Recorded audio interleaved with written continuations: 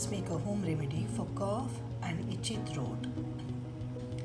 Ingredients: honey, ginger, a small piece of turmeric and lemon.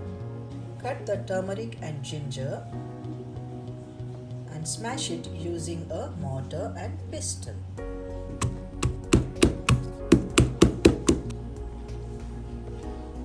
Now let's extract the juice.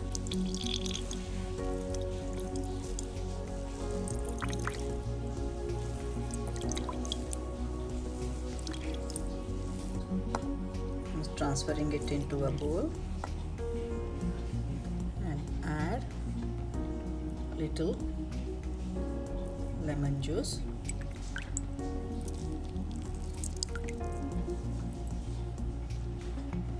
and add honey.